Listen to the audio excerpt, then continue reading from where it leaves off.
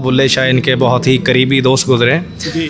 तो बड़े करामात की एक तवस्सुल ही है ये, इसकी वजह है लोग जो एक सिलसिला जारी हो जो आपके सामने, और माशाल्लाह अल्लाह आसानी फरमाए। लाजमी नहीं कि जो भी कदीम हस्तियाँ जो भी हैं माशाल्लाह इनके करामात ही हैं, और उनकी करामात की वजह है जो लोग जोक दर जोक यहाँ पे आ रहे हैं। और मेरा ख्याल है इससे बड़ी मिसाल क्या होगी, लोग हम लाइव यहाँ पर मौजूद हैं जी। ये भाई खड़े हैं और भी माशाल्लाह खातून हैं, बच्चे हैं, बूढ़े बुज़ुर्ग, अल्टीमेटली सारे लोग आपके सामने नज़र आ रहे हैं। ये एक सबूत है।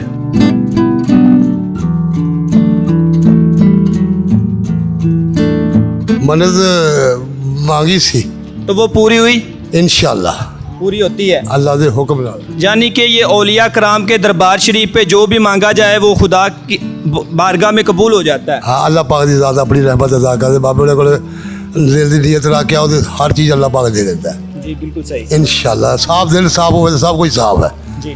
हाँ जी। हमारे पास और भी शहरी मौजूद हैं, उनसे भी जानते हैं। ये बाबा जी आरफपुरा से आए हैं, यहाँ पे बाबा शाह कमाल चिश्ती का उर्स का जो आज आखिरी रोज़ है। तो हमारे पास और भी ज़ायरीन मौजूद हैं जो दूर दराज से आए हैं यहाँ सिटी कसूर में। मैंने देखा पुरसकून माहौल है यहाँ पे, हर एक फैमिली की तरह लोग आए हैं, अपनी फैमिलियों के साथ आए हुए हैं, मगर कोई किसी के साथ बदतमीज़ी नहीं कर रहा। बड़ा अच्छा माहौल देखने को मिल रहा है। नहीं माशाल्लाह ये आपका सवाल बहुत ही अच्छा है, बिल्कुल आप सही फरमा रहे हैं कि यहाँ पे लोग बड़े एक तहज़ीब व तमद्दुन एक अदब के दायरे में माशाल्लाह एक यहाँ पे आ रहे हैं, जा रहे हैं। और कुछ ऐसे भी मकामात हैं, कुछ लोग इसमें देखो तरबियत की कमी है कुछ लोगों में, वो इसमें माहौल का कसूर नहीं, कुछ माँ बाप का भी कुछ यानी कि एक कह लो ज़िम्मेदारी है जो कि अपनी औलाद को उनको चाहिए समझाना चाहिए किस माहौल में कौन सा अदब इख्तियार करना चाहिए।